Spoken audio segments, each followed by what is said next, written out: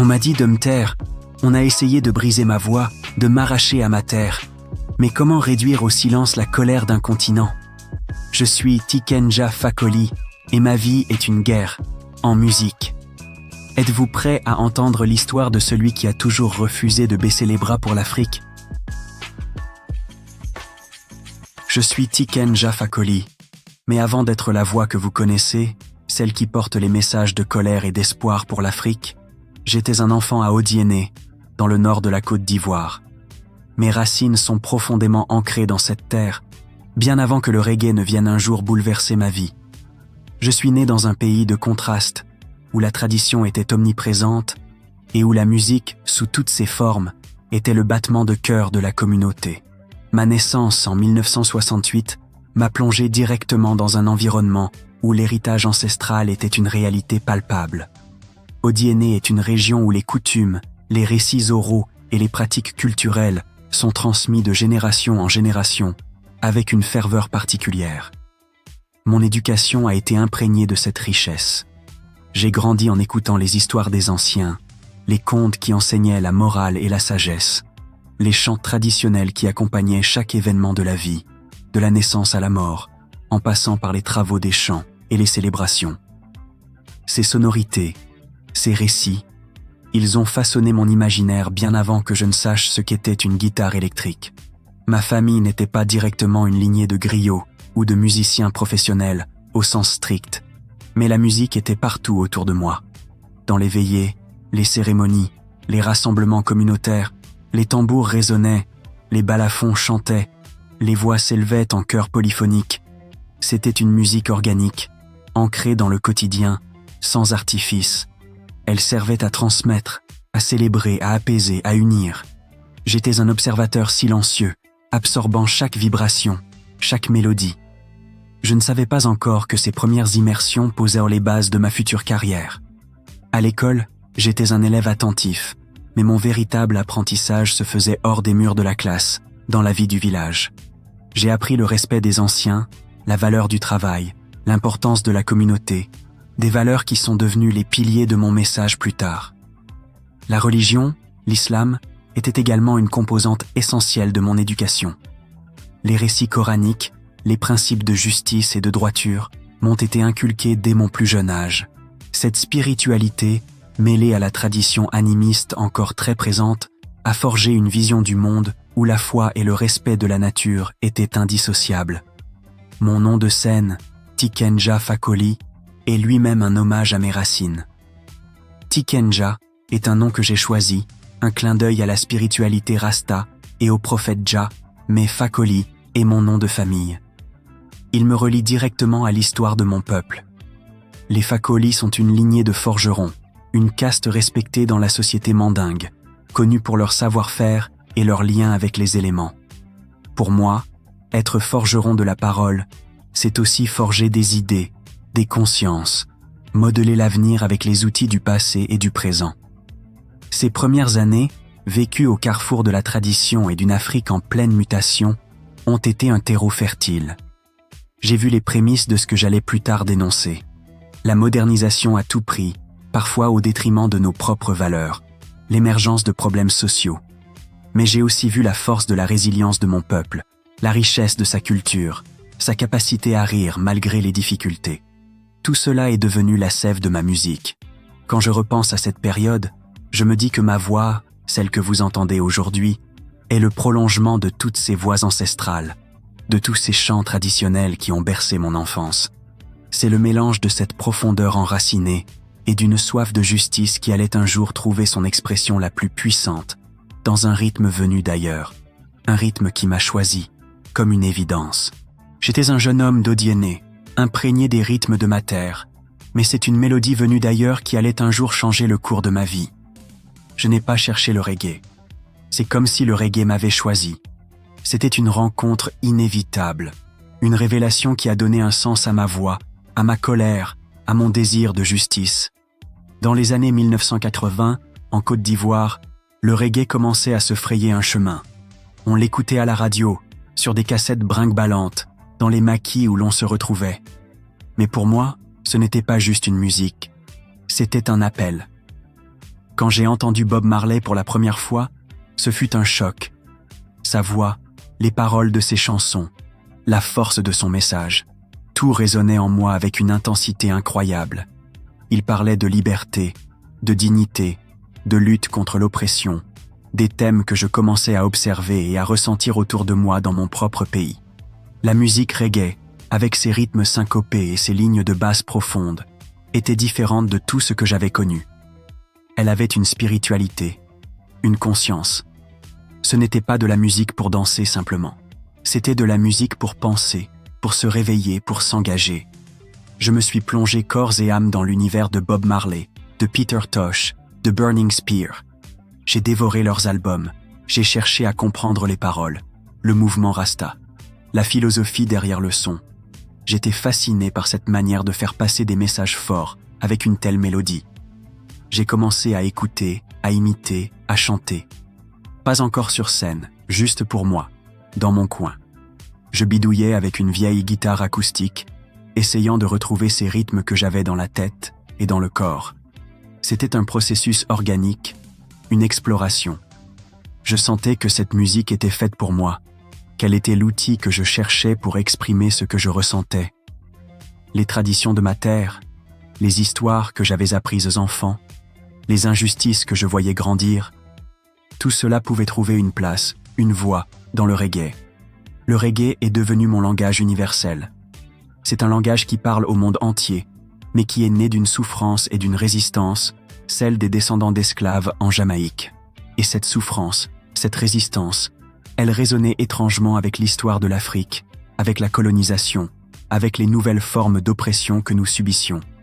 Je me suis rendu compte que les problèmes dénoncés par les musiciens jamaïcains étaient les mêmes que ceux que je voyais chez moi. La corruption, la pauvreté, l'injustice sociale, la manipulation des masses.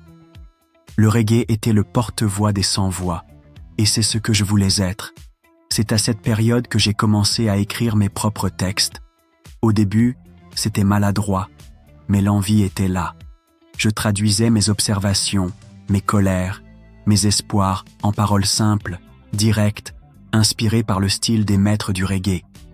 J'ai compris que ma musique devait être un miroir de la société, un réveil pour les consciences endormies.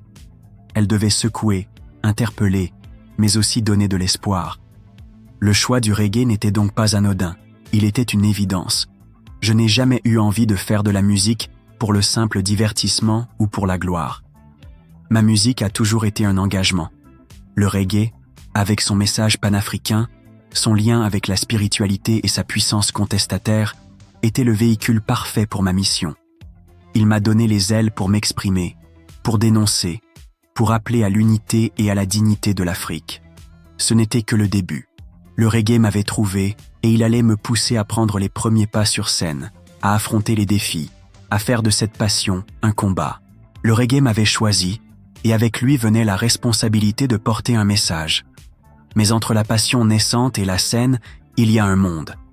Mes premiers pas dans la musique ont été ceux d'un apprenti, d'un jeune homme qui cherchait sa voie, mais qui savait déjà que sa musique serait un combat. C'est à Abidjan, la capitale économique de la Côte d'Ivoire, que j'ai véritablement commencé mon parcours musical. J'avais quitté Odiéné, comme beaucoup de jeunes, à la recherche d'opportunités. Abidjan était une ville vibrante, un carrefour culturel où toutes les musiques du monde se rencontraient. C'est là que j'ai pu me confronter à d'autres musiciens, affiner mon style et commencer à me produire sur de petites scènes. J'ai d'abord intégré des groupes locaux, jouant dans des maquis, des bars, des petites salles. C'était l'école de la rue, l'apprentissage du live. Je chantais des reprises de Bob Marley, bien sûr, mais j'introduisais aussi mes propres compositions, des textes qui parlaient de la vie quotidienne en Côte d'Ivoire, des injustices que je voyais, des espoirs que je portais. Le public était souvent composé de jeunes comme moi, qui se reconnaissaient dans ces paroles. Ils étaient en mes premiers soutiens, mes premiers critiques. Ces premiers combats ne se sont pas fait attendre. Chanter du reggae, c'est déjà un acte politique en soi. C'est une musique de revendication, de conscience. Et quand on commence à dénoncer la corruption, la mauvaise gouvernance, les inégalités, on ne se fait pas que des amis. J'ai rapidement compris que ma voix allait déranger. Les thèmes que j'abordais étaient sensibles, la pauvreté, l'éducation, la santé, la liberté, des sujets qui touchaient directement la vie des gens, mais qui étaient souvent passés sous silence par les médias officiels. Je me souviens des premières fois où mes chansons ont commencé à circuler. Pas encore à la radio, mais de bouche à oreille, sur des cassettes piratées qui passaient de main en main. C'était une forme de résistance souterraine. Les gens écoutaient, partageaient et se sentaient moins seuls dans leur frustration. Cette connexion avec le public, cette sensation que ma musique pouvait être un catalyseur, m'a donné une force incroyable. La formation du groupe Jealous a été une étape cruciale. C'est avec eux que j'ai pu structurer mon son, trouver une véritable identité musicale. Nous avons travaillé sans relâche, répétant des heures durant, cherchant la perfection dans chaque note, chaque rythme.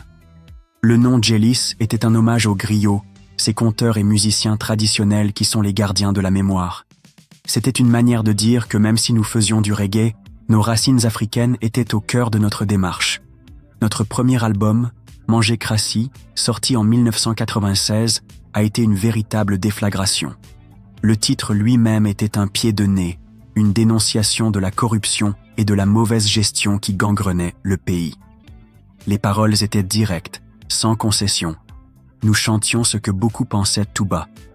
L'accueil a été mitigé. D'un côté, une partie du public a salué notre audace et notre engagement. De l'autre, les autorités ont commencé à nous regarder d'un œil méfiant, mais je savais que c'était le prix à payer. Je n'ai jamais eu peur de dire la vérité, même si elle était difficile à entendre.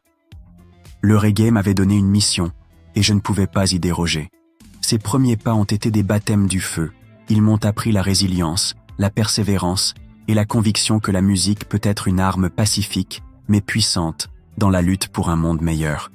C'était le début d'une longue route, jalonnée de succès, mais aussi de nombreux obstacles. Ma voix dérange.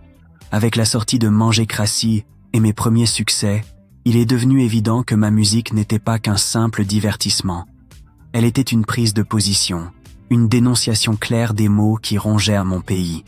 Et dans une Afrique où la liberté d'expression est souvent une denrée rare, cela n'allait pas rester sans conséquences. Les fracas politiques et la censure sont vite devenus les compagnons indésirables de ma route. Ma voix, je le savais, allait déranger. Dès les premières rotations de mes titres sur les radios pirates et la circulation de mes cassettes, j'ai senti le vent tourner.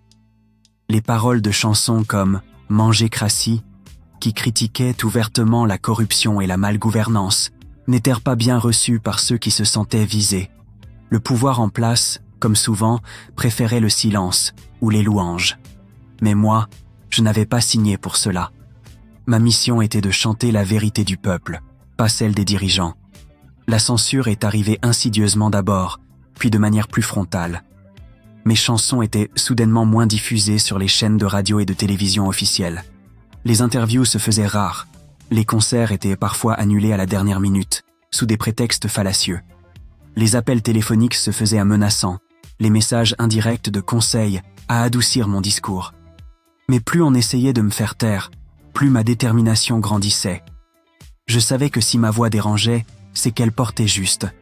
J'ai compris que mon combat n'était pas seulement musical, il était aussi politique. Non pas que je veuille faire de la politique partisane, mais chaque fois que je chantais la justice, l'éducation, la santé, le respect des droits de l'homme, c'était un acte politique. Je dénonçais les promesses non tenues, les détournements de fonds, l'enrichissement illicite, le clientélisme. Ces réalités que le peuple vivait au quotidien, mais que peu osaient nommer ouvertement. La Côte d'Ivoire, à cette époque, traversait des périodes de turbulence. Les tensions sociales et politiques étaient impalpables. Dans ce contexte, la musique engagée comme la mienne était perçue par certains comme une menace à l'ordre établi. On m'accusait de semer le trouble, d'inciter à la rébellion. Mais moi, je ne faisais que poser les questions que tout le monde se posait à voix basse. Je ne faisais que refléter la souffrance et les frustrations de mes concitoyens. Les pressions sont devenues plus intenses. J'ai été convoqué, interrogé. Des menaces ont pesé sur ma sécurité et celle de ma famille. C'était une période difficile, où la peur aurait pu me faire baisser les bras. Mais je me rappelais l'esprit du reggae, l'héritage de Bob Marley, qui n'a jamais cédé face à l'adversité. J'étais né dans une culture où la parole est sacrée, où le griot doit dire la vérité, même aux puissants. J'ai décidé de ne pas trahir cet héritage. J'ai continué à composer, à enregistrer, même si les canaux de diffusion étaient limités. Mes albums suivants, comme Cours d'histoire ou France-Afrique, ont accentué ma dénonciation des systèmes post-coloniaux, de l'ingérence des puissances étrangères et des élites africaines complices. Ces titres n'ont fait qu'intensifier la pression sur moi. Cette période de censure et de confrontation avec le pouvoir a été formatrice. Elle m'a confirmé dans ma mission, celle d'être la voix des sans-voix, le mégaphone des injustices. Elle m'a appris la résilience, la force de la conviction face à l'adversité. Elle a forgé l'artiste engagé que je suis devenu. Ma voix pouvait déranger, mais elle ne se tairait pas. Elle allait même franchir les frontières, car parfois, pour chanter la vérité chez soi, il faut s'éloigner un temps. Quand la pression devient trop forte, quand la voix que l'on porte dérange au point de menacer votre intégrité, parfois, il n'y a plus d'autre choix que de s'éloigner. Pour moi, Tiken Jah Fakoly, après les fracas politiques et la censure, est venu le temps de l'exil. Un départ forcé de ma terre natale, un silence médiatique imposé, mais jamais une fin à ma résistance. La lutte, je le savais, allait continuer, d'une autre manière. Mon départ de la Côte d'Ivoire n'a pas été une décision facile. C'était un déchirement. Mais face aux menaces directes, aux annulations incessantes de concerts, à l'impossibilité de m'exprimer librement, la voie de l'exil est apparue comme la seule solution pour préserver ma vie et ma liberté de création. Partir, ce n'était pas fuir. C'était trouver un nouvel espace pour continuer le combat. Je me suis installé au Mali, à Bamako. Ce n'était pas un choix anodin. Le Mali est une terre de culture, de tradition, de musique. C'est un pays qui a toujours été un carrefour, un refuge pour de nombreux artistes et penseurs. Là-bas, j'ai retrouvé une certaine sérénité, une inspiration nouvelle. L'ambiance était différente, plus propice à la réflexion, à la composition. C'était un lieu où je pouvais respirer, observer et continuer à forger mes messages. Cet exil a été une période de transformation. Loin des tumultes directs de la politique ivoirienne, j'ai pu prendre du recul, analyser la situation de l'Afrique avec une perspective plus large. J'ai compris que les problèmes que je dénonçais en Côte d'Ivoire n'étaient pas isolés. Ils étaient symptomatiques de maux plus profonds qui touchaient l'ensemble du continent.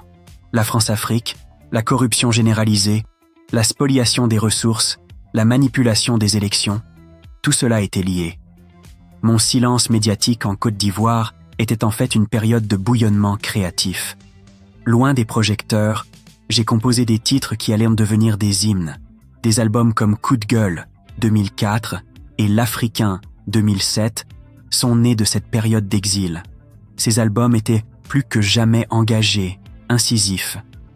Coup de gueule a été un véritable manifeste, dénonçant sans embâche les maux de l'Afrique et les responsabilités occidentales.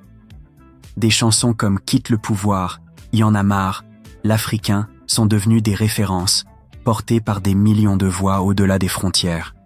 Je me souviens des difficultés à produire et à distribuer ma musique depuis l'exil. Les moyens étaient limités, mais la détermination était immense.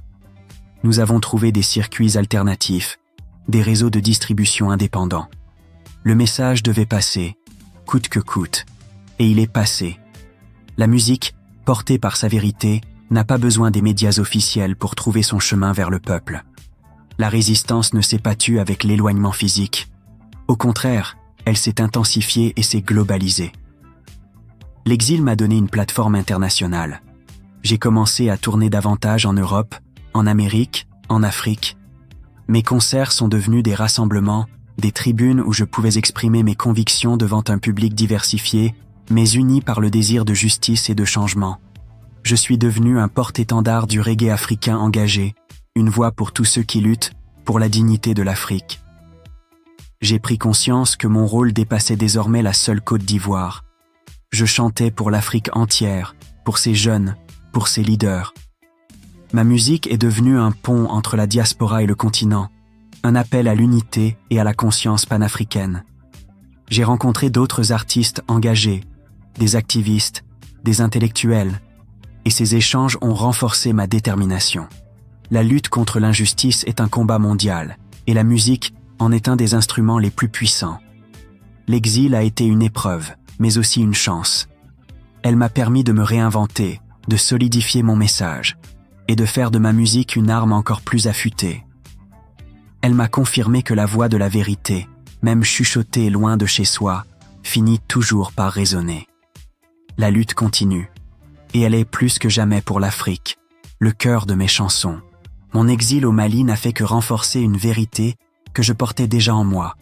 L'Afrique est et sera toujours le cœur de mes chansons.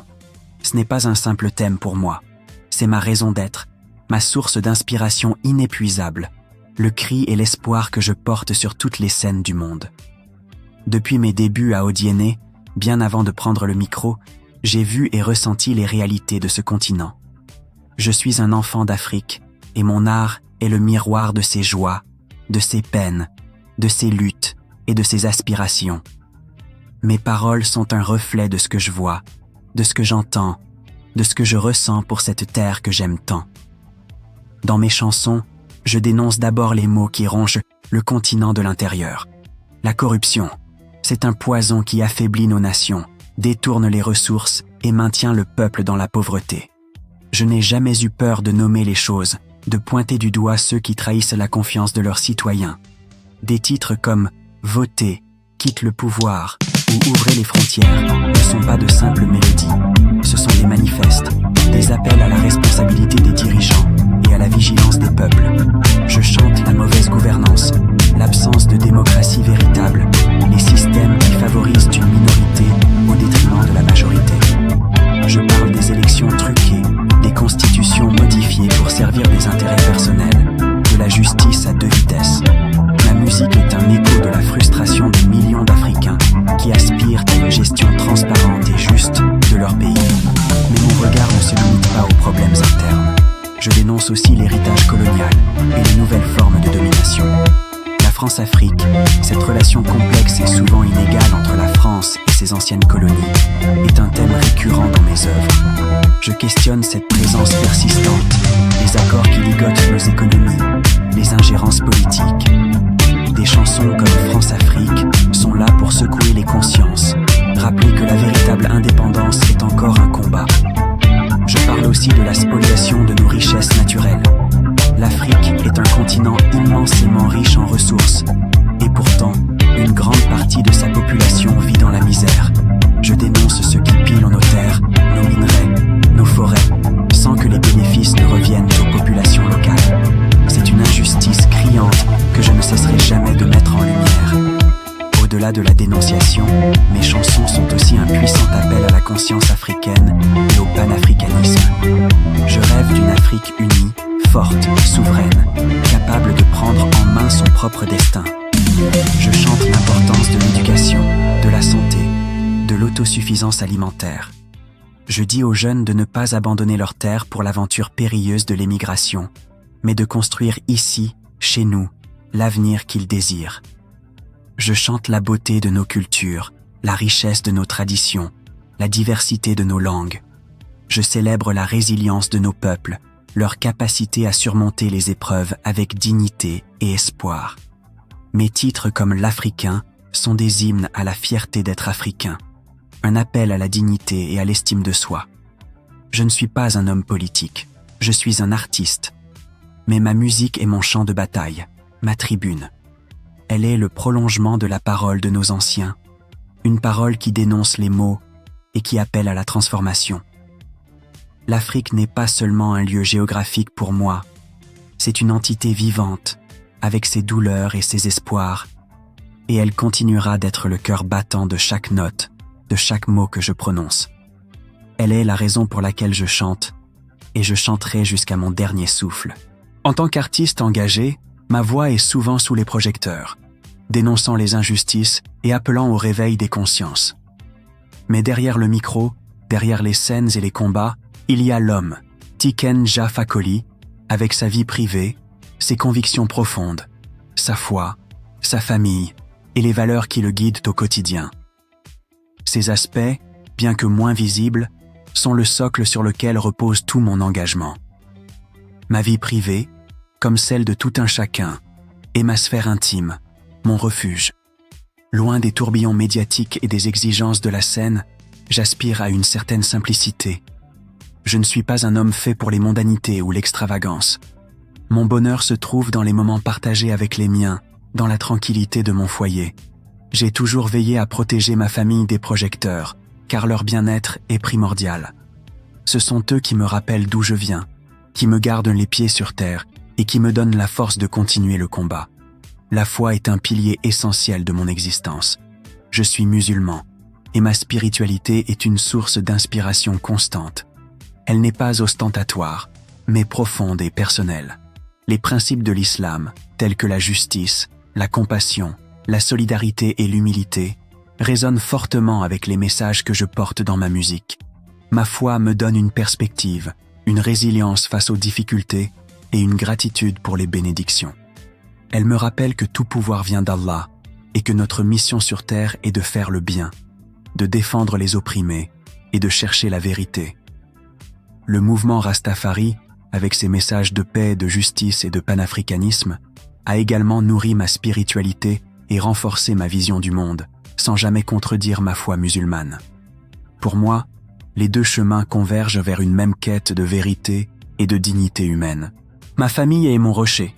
Mes parents m'ont inculqué des valeurs fondamentales dès mon plus jeune âge. Le respect des aînés, l'importance de l'éducation, la dignité par le travail et la fierté de nos racines. Ces enseignements ont façonné l'homme que je suis devenu et ont imprégné ma musique. Mes enfants sont ma plus grande richesse. Je m'efforce de leur transmettre ces mêmes valeurs, de les éduquer dans le respect de notre culture et avec un sens aigu de la justice et de l'engagement social.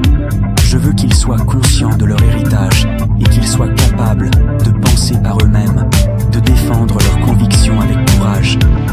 Le temps passé avec eux, les échanges, les rires, sont des moments précieux qui équilibrent ma vie d'artiste et d'activiste. Au-delà de la famille au sens strict, j'accorde une importance capitale aux valeurs profondes qui devraient, selon moi, guider toute société. Le respect est fondamental. Respect de soi, respect des autres, respect de la parole donnée. La vérité, même si elle est parfois dure à entendre, est la seule voie vers la justice et le progrès. L'intégrité est non négociable. Jamais je ne transigerai avec nos principes pour des gains matériels ou une reconnaissance superficielle. L'honnêteté dans mes propos et mes actions est une ligne directrice. La solidarité est également une valeur cardinale pour moi. Je crois fermement que nous sommes tous liés, que le destin de l'un est lié à celui de l'autre. C'est pourquoi je m'engage pour les causes qui dépassent ma personne, pour les communautés qui souffrent, pour un monde plus juste. Cette solidarité se traduit dans mes actions concrètes, au-delà de la musique, comme le financement d'écoles ou de projets de développement en Afrique. Ces valeurs sont le moteur de ma musique. Elles donnent un sens à mes paroles, une légitimité à mes combats. Elles sont mon bouclier face aux critiques et aux adversités. Je ne chante pas seulement avec ma voix, je chante avec ma foi, avec l'amour de ma famille et avec la conviction inébranlable que ces valeurs profondes sont le chemin vers un avenir meilleur pour l'Afrique et pour l'humanité. Elles sont le fondement qui me permet de continuer ma route, de revenir sur ma terre et de laisser un héritage durable. Après des années d'exil, après avoir semé les graines de la résistance et du panafricanisme aux quatre coins du monde, le moment de rentrer chez moi, en Côte d'Ivoire, est devenu une évidence. Ce retour sur ma terre natale n'était pas seulement un choix personnel, c'était un acte symbolique fort, une preuve que ma lutte, même menée de loin, avait porté ses fruits et que la voix de Tiken Jah Fakoly ne pouvait être réduite au silence. Revenir n'a pas été sans appréhension. Le pays avait traversé des épreuves difficiles et l'instabilité politique persistait. Mais la soif de retrouver ma terre, ma famille et de me reconnecter directement avec mon public était plus forte.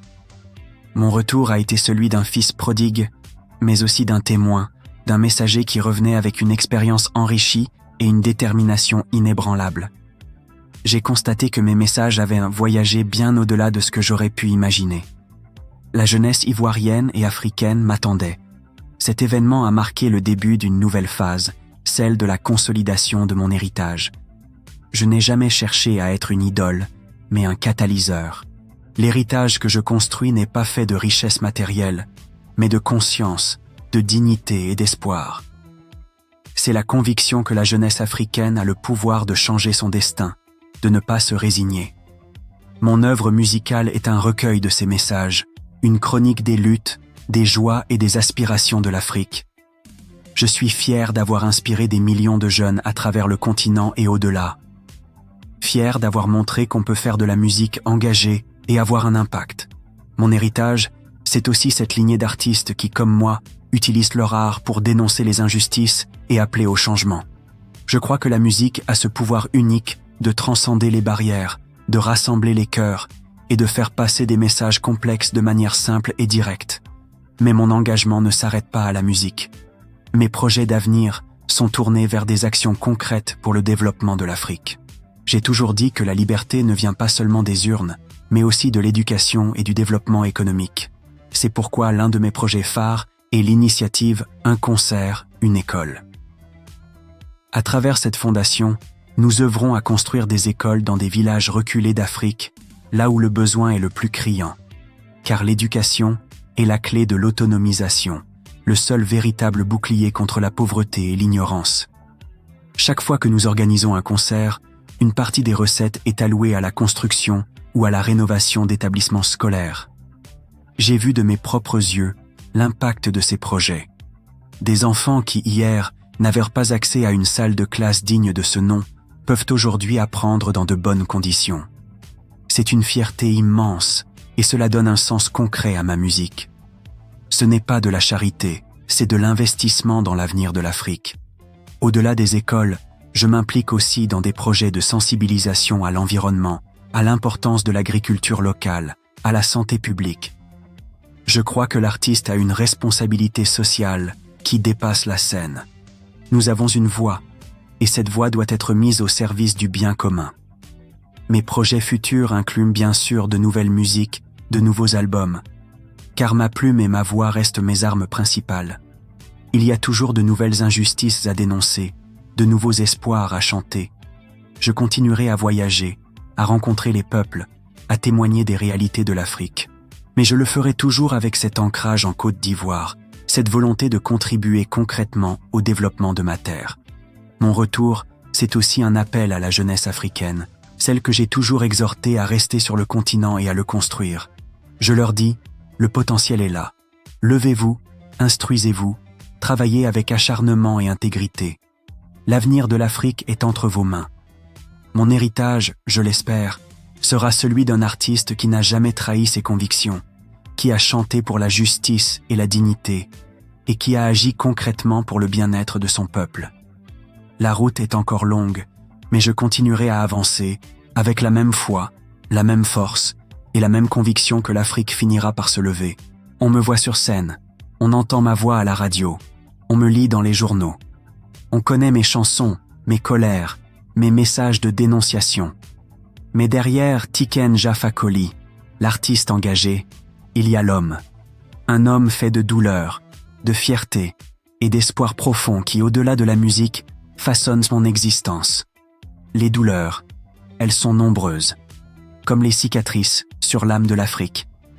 La plus lancinante est sans doute celle de voir mon continent, si riche de potentiel humain et naturel, encore aux prises avec la pauvreté, la corruption, la malgouvernance et les conflits.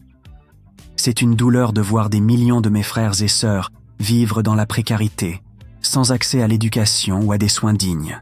Chaque fois que je chante ces injustices, c'est une blessure qui se rouvre.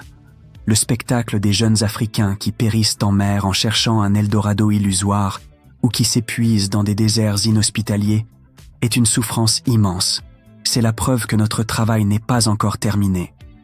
J'ai aussi connu la douleur de l'exil, de l'éloignement forcé de ma terre natale, de ma famille. C'est une déchirure. Être loin de ses racines, même pour une bonne cause, laisse une marque. La menace, l'incompréhension, les tentatives de me faire taire ont parfois pesé lourd. Mais ces épreuves, paradoxalement, m'ont forgé. Elles m'ont rendu plus fort, plus déterminé, plus conscient de la valeur de la liberté d'expression. Pourtant, malgré ces douleurs, mes fiertés sont immenses. La plus grande est d'être resté fidèle à mes convictions, de n'avoir jamais trahi la confiance de ceux qui m'écoutent. Je suis fier d'avoir utilisé ma voix comme une arme pacifique pour dénoncer l'injustice, pour réveiller les consciences. Voir mes chansons reprises en chœur par des foules en colère ou en liesse, entendre mes messages inspirer la jeunesse, c'est la plus belle des récompenses. C'est la preuve que la musique peut changer les choses, pas à pas. Je suis fier d'avoir mis en lumière le rôle de l'artiste africain, capable de porter des messages universels, tout en étant profondément enraciné dans sa culture. Fier de mes projets concrets, comme l'initiative Un concert, une école, qui a permis de donner un avenir à des centaines d'enfants. Ces réalisations, au-delà des scènes, sont les véritables monuments de ma carrière.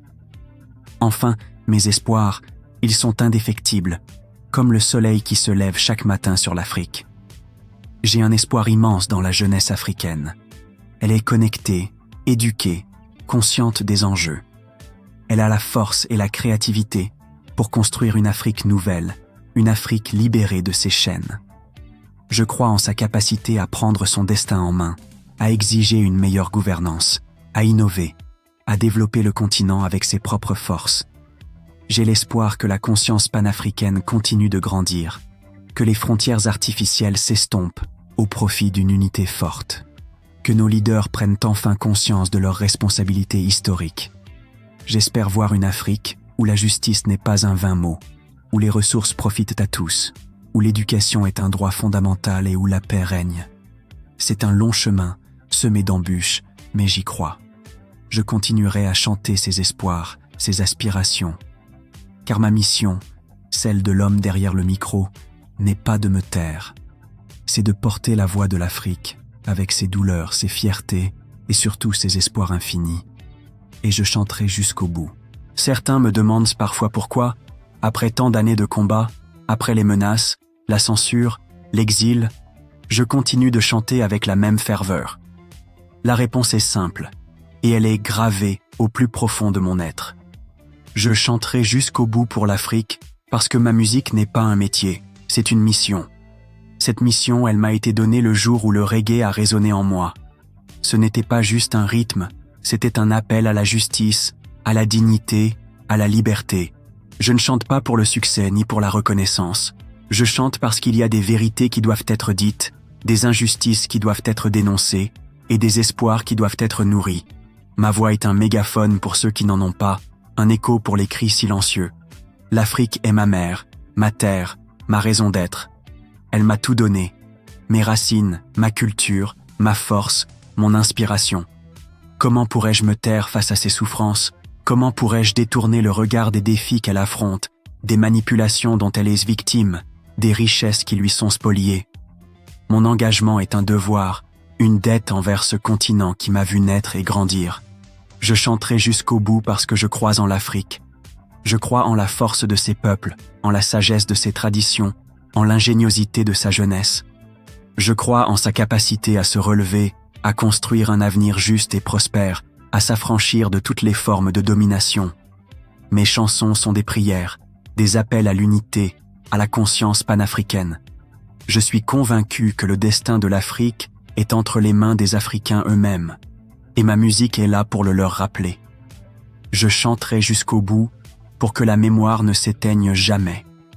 La mémoire de nos luttes passées, de nos héros, mais aussi la mémoire des erreurs à ne pas répéter.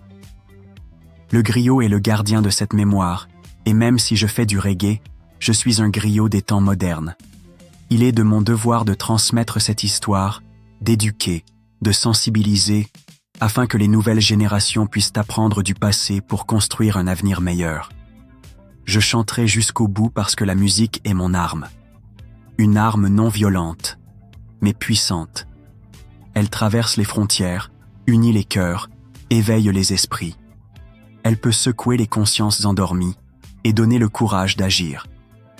Quand je vois des jeunes s'engager, prendre leur destin en main, inspirés par mes mots, je sais que ma mission a un sens. Mon corps et ma voix peuvent vieillir, mais mon engagement ne faiblira jamais. Tant qu'il y aura des injustices, tant qu'il y aura des peuples qui aspirent à la dignité, Tant qu'il y aura une Afrique qui cherche son chemin, Tiken Jah Fakoly sera là, avec son micro pour chanter. Je chanterai pour la justice, pour la paix, pour l'éducation, pour le respect de l'environnement, pour une Afrique debout, fière et souveraine. Je chanterai jusqu'à mon dernier souffle, car c'est ma raison d'être, mon héritage le plus précieux.